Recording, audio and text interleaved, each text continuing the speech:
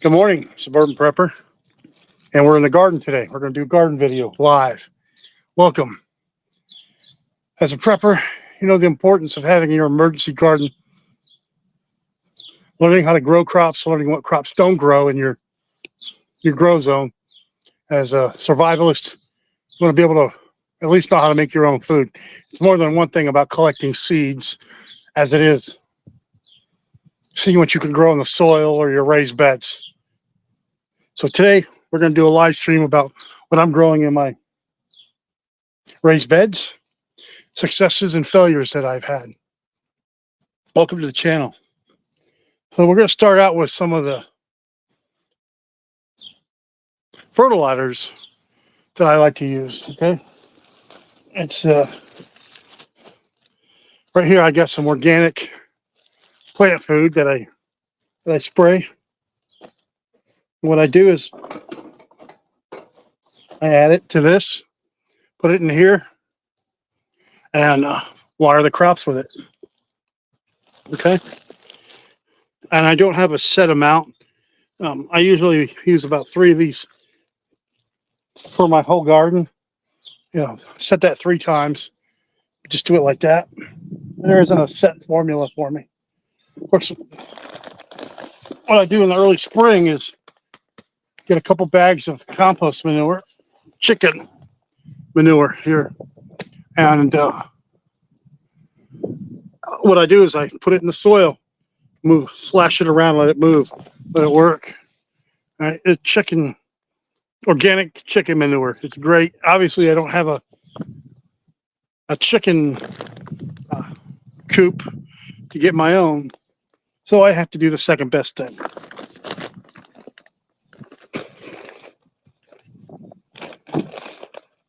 Next, we're going to go over.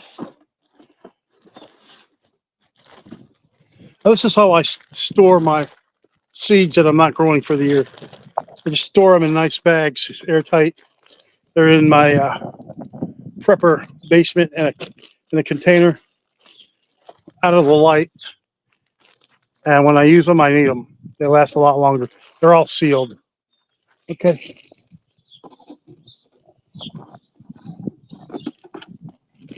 Next, I want to go over electroculture. You know, what you do is you put this in the soil on the southernmost part of your soil. For me, that's this way. 99% of them anyway. And it gets the electro from the atmosphere and it puts it into the soil. So that's electroculture. And it gives the soil the vitality that it needs. Because your soil is alive, folks. It's that's the most alive thing in your garden, besides the food you're going to eat. It's alive, and you got to treat it like it's alive. Okay, electroculture. This is, of course, has a copper wire that I spin up, about 2 feet long. I don't have a set height. This is about what I use. Okay.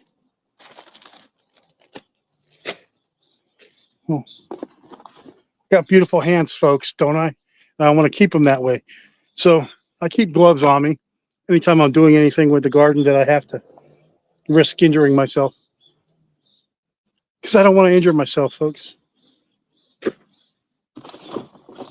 This is not a list video. This is going to be more of a how-to and what video. Next, I talk about adding aspirin to your garden. Spray 1 aspirin every 2 gallons of water. What I'm going to do today is put it in my sprayer here, because that thing sprays out more than 2 gallons at a time. And I'm going to spray my crops today. And we're going to do that live. Now, your suburban prepper's got a bad back from parachuting in the military. So I use this. It's a picker-upper. Put some tape on it here to make it easier to pull weeds out and pick up any other things that I need to pick up. So it works. It's not the greatest, but it's available.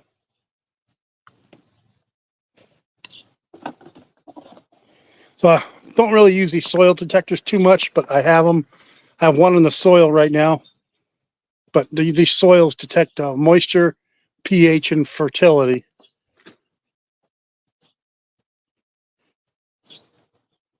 It's more of a show, but it does work, okay? I have one in my garden bed that I keep. Now this is the coil of copper that I use for my electroculture. Okay, it's copper wire, folks. It's what, 12 gauge? 12 gauge copper wire, and it works. It's easy to move about. Next, I have some boxes here, folks. Some plain old boxes. But guess what we're going to do? We're going to start out with the composting. I'm going to go and show you how I compost, and we're going to go over there and show you what's in the compost bin right now. I compost untraditionally, okay? You'll see here in a few minutes what I'm talking about as we go in the compost. It's July. It's a beautiful day. The crops are growing. I gave them a good watering yesterday. We're going to do another little watering today. It's going to be a great day. So let's move over to the compost. Okay, I'm going to do a live stream over there now. Okay, we're just going to move. That's my dog, of course. We're going to go through the garden here in a little bit.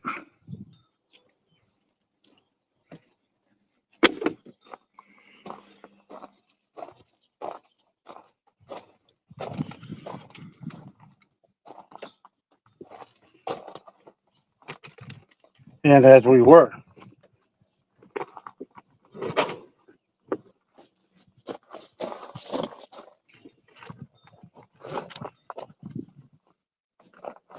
Okay, folks.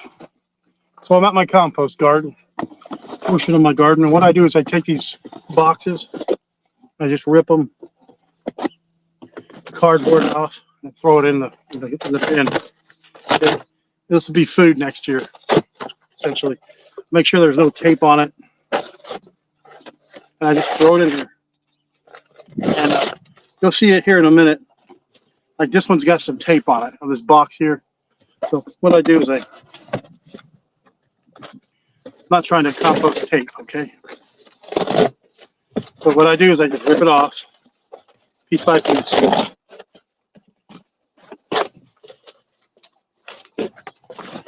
And compost it.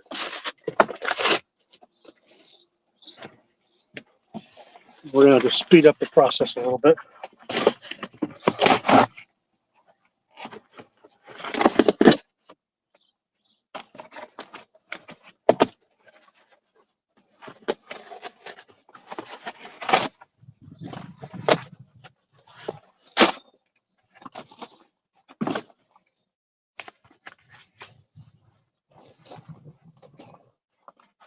All right, folks, I'll show you what it looks like in my compost bin right now. All right, well, this is my composter. What I do is I get the stuff, smash it up. I got paper plates, got some part of the fruit we don't eat. I got some weeds over here that are composting. Even lint, folks. I got some lint here that we're composting. You can compost lint. You can compost the vacuum cleaner from what you vacuum clean. I can compost dog manure, okay? Paper towels, any spoiled fruit. I don't compost the grass clippings. We just let our grass compost back into itself. You can compost leaves in the fall if you can get them. So what I did is I got this extra sharp here with a blade, and it makes it compost. What I've done a couple times, is I soak this bin out with water real good, and I smash everything down like a Hulk. Okay, and it works. So next year, this time next spring, I should say, all this compost here will be added. I'll divide it up into the different bins that I have, the gardening and add it to the soil. Yeah, folks, I compost toilet paper rolls. Okay, you can. Just let it break down. And of course, the first crops that are going to get ready for harvest are going to be the potatoes, the purple potatoes. Okay, we're going to go over to the purple potatoes right now.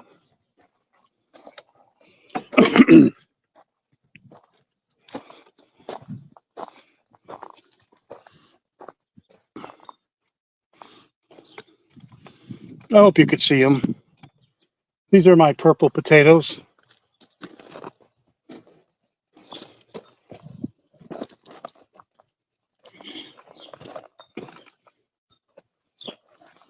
Have a little seat here. Great. We're here at the purple potatoes. And what I do is I make sure I pull these, any flowers that come up, I take them off. Okay, so the plant will grow inside. And then really there's no weeds to speak of because the potatoes grow and they block any weeds. I try not to grow anything with the potatoes because they take up so much space and there's no sun for the other crops. They say you can grow some stuff with it, but look how thick and dense this bush is. Okay, it's not a smart idea to do that. Now there's not a ton of potatoes that I'm growing, but if I had to, I can expand this all the way to the end, all the way to the end. I got to utilize more space in my suburban area. Now, if you live in the urbanites, you're limited. You have to grow high. I could grow high, but I don't. I just grow along as I do it. When I say grow high, I'm talking about having like laddered different things that you ladder them up and grow them in the things. I don't really do that. I tried that before, and it didn't really work too well because I didn't have it all secured enough. And what I'm doing is good enough for me right now. So yeah, these are my purple potatoes. I'm pretty excited. I mean, I've had purple potatoes to eat before, but to grow them will be great. All right, next we're gonna go. We're gonna go talk about. So these are some more purple potatoes. You can see here that's got to go. These flowers got to go. I just pull them off like that.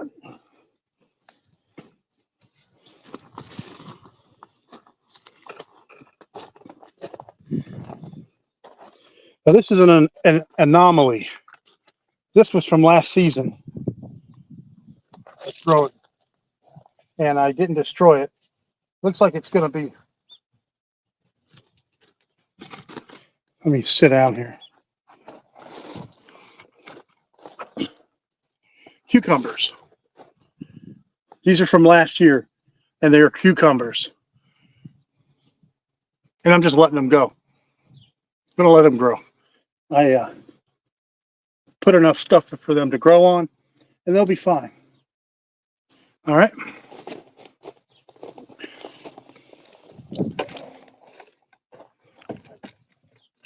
What we have down here are sweet potatoes mixed in with some carrots. And these are some weeds. It's hard to get the whole weed. But the sweet potatoes are really taking off. We'll show you more. More sweet potatoes. Got a couple of weeds here. Pull them.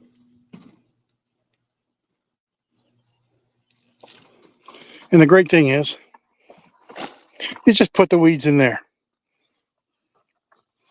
Now we're going to go over to the main garden, Prepper's Garden.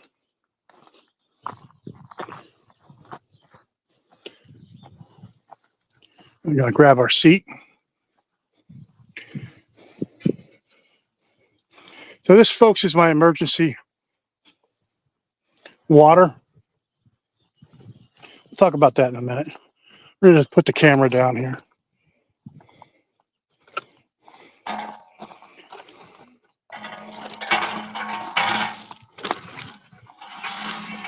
And a little awkward.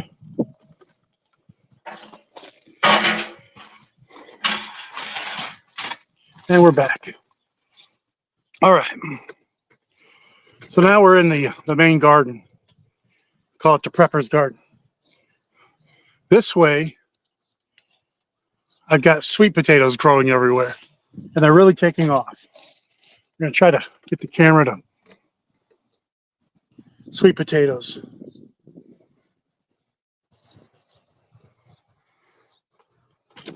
They're doing great. I've weeded them a lot.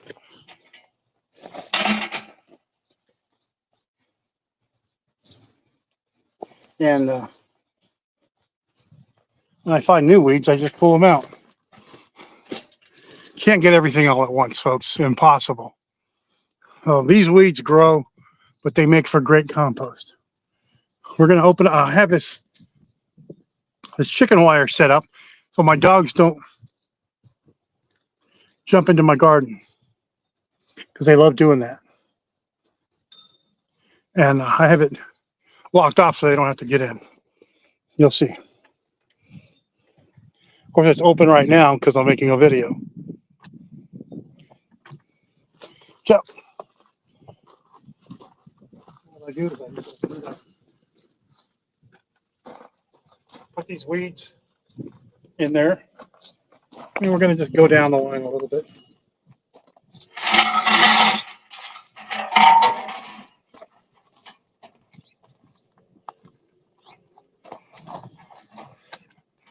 So we're doing this live, okay? So over here, we're at the start of my garden. We'll start with this bin here first, okay? So you can see I got beans growing on this side. I got a tomato plant growing right here. And I got carrots on this side with a couple of weeds that I have to go get. That was the plan. Have carrots on one side, have beans grow on the other side, and they're going to grow. The stalks will grow up here. They haven't taken off too much, but they're growing. I just got some weeds here that I can't stand looking at, that I'm pulling while I'm talking to you.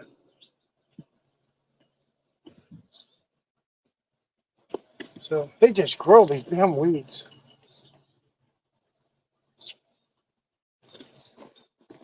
Because there's some space there. That space is meant for the tomato when the tomato plant starts taking off.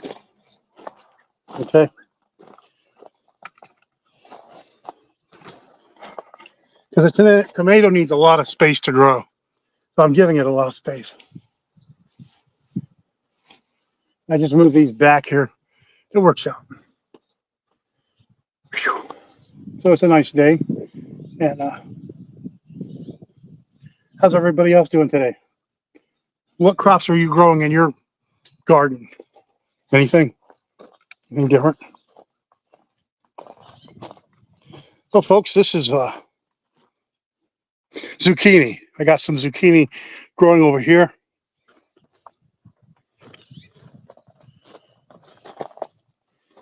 More zucchini growing here. And of course, I got 2 plants of zucchini growing here. Doing really well. Doing really well. Okay. We're going to go inside the prepper's garden. Going to have my back here in a minute.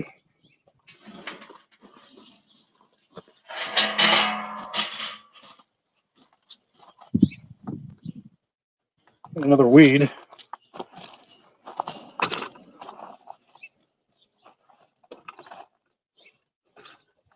All right. I think I found a good resting place.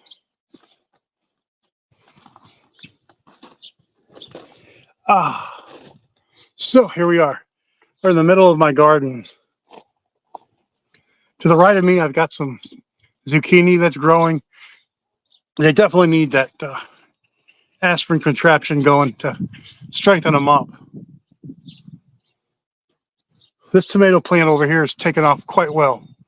Take a look. Okay. So it's doing pretty good. We're going to just go down the line a little bit, okay?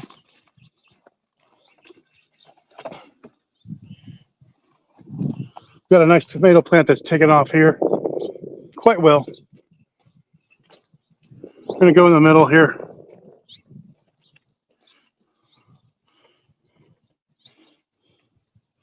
For a minute. You can see here, folks, I'm going to have a seat. That's the great thing about these. It's high enough where I can just have a nice seat and talk. So I'm not growing a lot of crops this year, but I am growing them. As far as diversity, these are the Lima beans, and I have these. Of course, there's bees that pollinate everything. Got to be careful with the bees. Yours truly is allergic to them.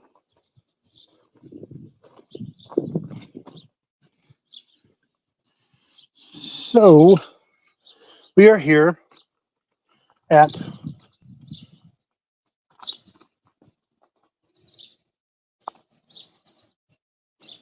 my other bin. Don't think I'm going to sit down for this one. But, as you can see, lima beans, carrots, eggplant, and a tomato growing over here.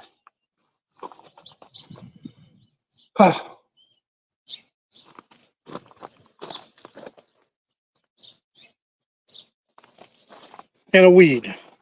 Got to take these weeds out while I see them.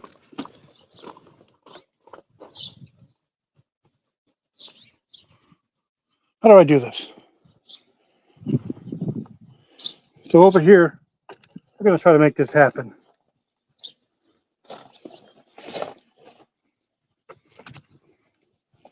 Over here, you can see the stick, I hope. That's ginger. That's ginger. And over here is some ginger. Of course, I got some crops growing in the middle. The ginger grows underneath. I got some ginger growing over here. I got some ginger growing, folks. It's taking off. It's going to be a long time before it's ready, but it's taking off. Okay. So next we're going to get the water ready for the hose. And I don't have a set amount that I spray it. When I do spray it with the watering, I just do it.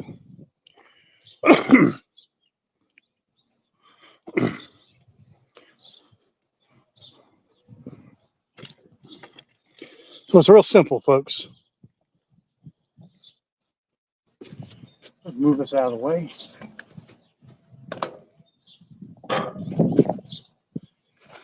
Gonna get this aspirin ready. We're gonna do some aspirin therapy for the plants because they need it. They need some Motrin basically. So I take this out, dump some water.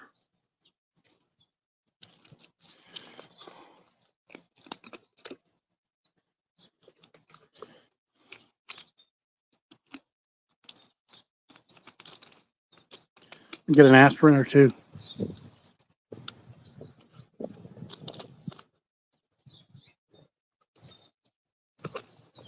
Got the aspirin in here. Okay, and it's going to dissolve. I'm going to let it dissolve before I do anything. Basically, I'm just going to shake it up. As you can see. And now this is the crazy part, but we're going to water the plants now.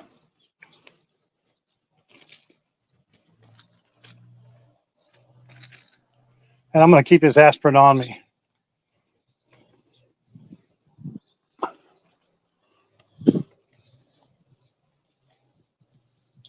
So we're going to start over here.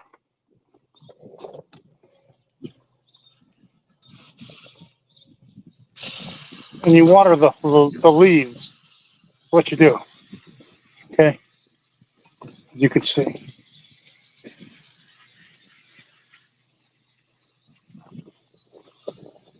And we're just going to go down the line watering the leaves.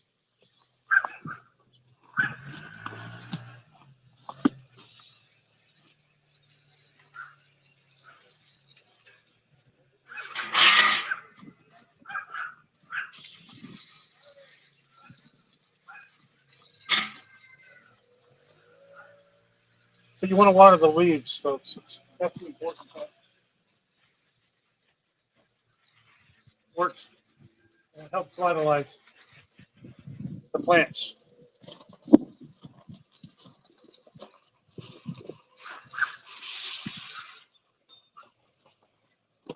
Okay.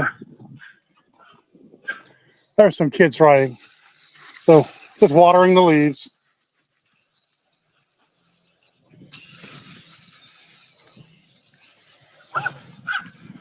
There's some kids, grown-ups riding a bike.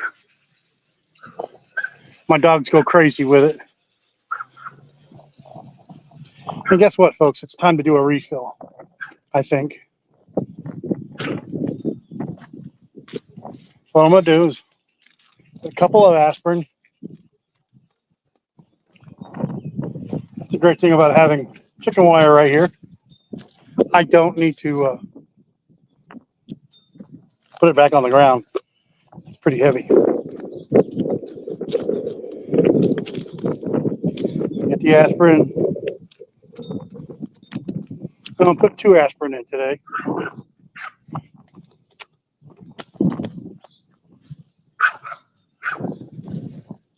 She's a Yorkie. Okay. Yorkies are barkers. They're cute and cuddly, and they're vicious when it comes to hunting prey like ducks or anything else that's smaller than them. We got that in. We're going to spray.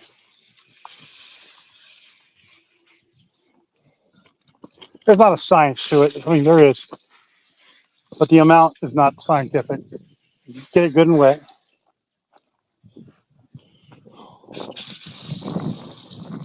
You can see here. Whoa. I got some weeds growing there. Oh, look, there's a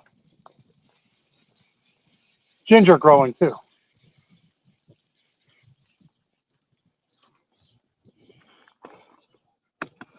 Okay.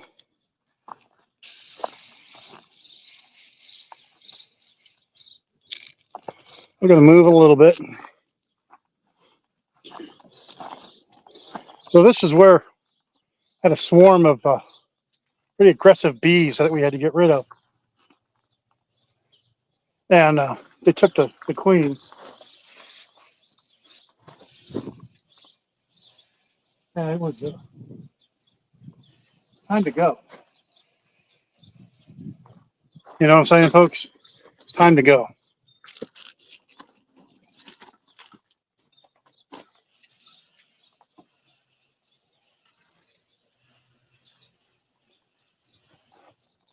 So that's enough for it. We're going to take it on back. Bring it on down.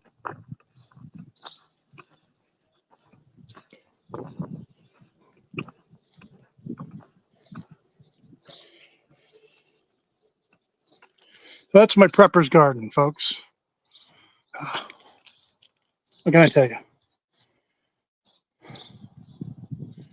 I sort of cringe every time I hear a bee flying by me. I'm allergic to them, but yet at the same time, it makes me smile because they're pollinating. They're pollinators.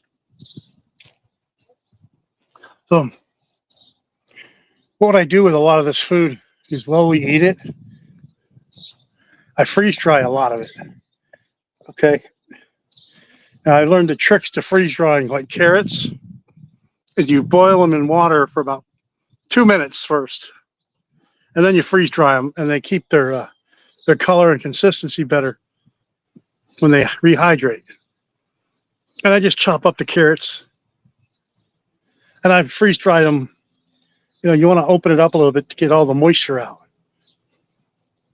I think freeze drying is an important part of long-term food storage that other preppers should really get into. I have a medium-sized harvest right downstairs, and we freeze dry stuff for the dogs, especially chicken gizzards. They love them. What we do is we boil them and then freeze dry them.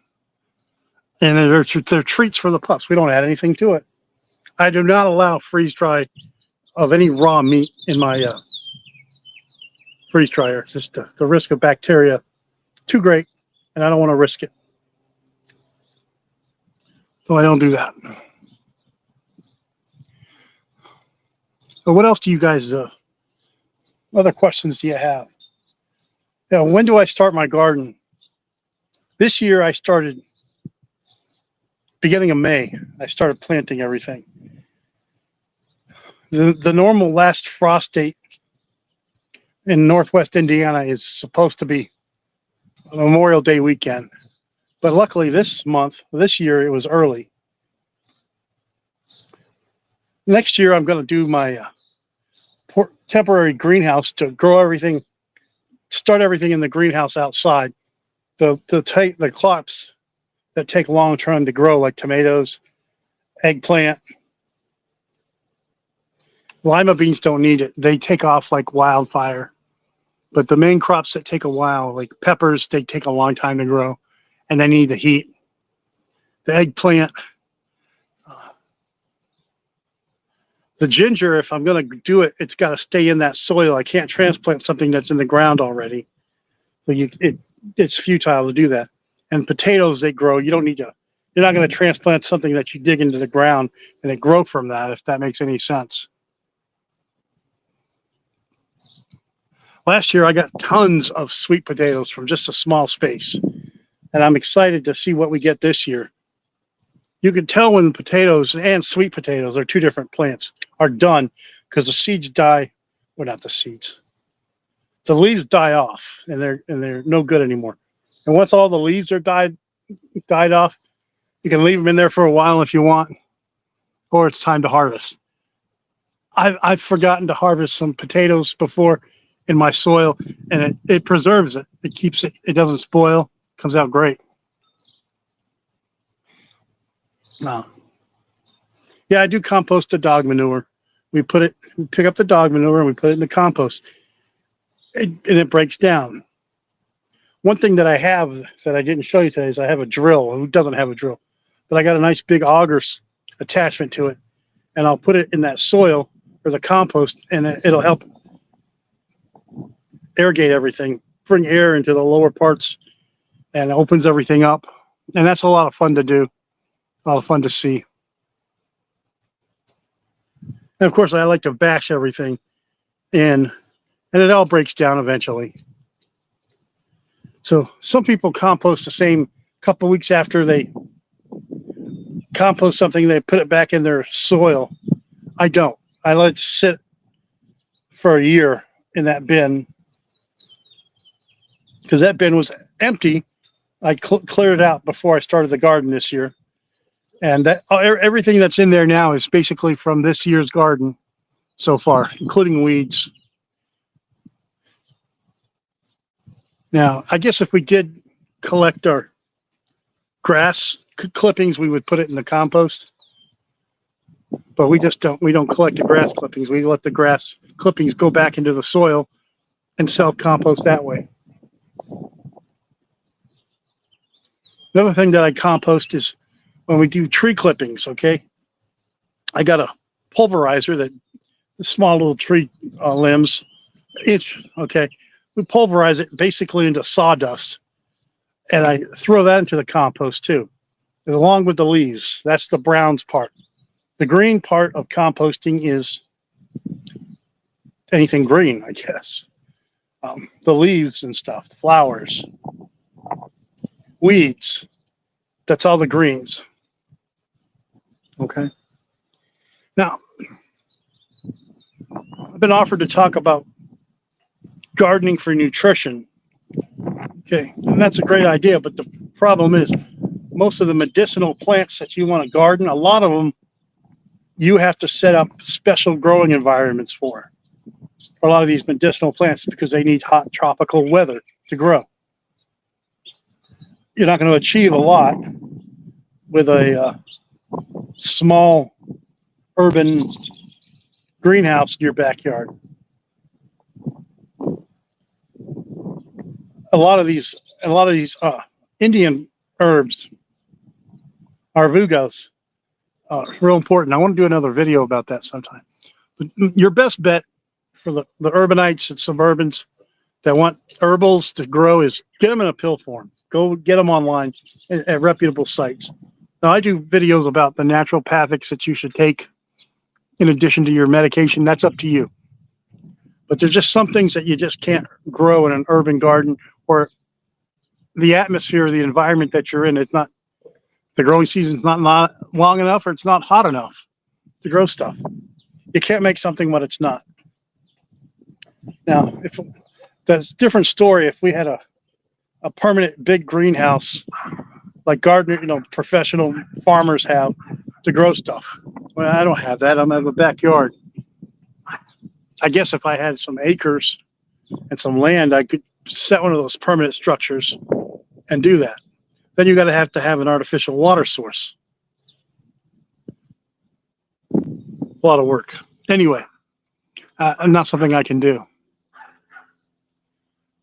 You hear my dogs barking in the backyard. So this is my prepper's garden, folks. I just wanted to do my my morning video outside today, where it's real beautiful. And I put a lot of thought into it. And I want to say thank you for watching. And everybody have a good day.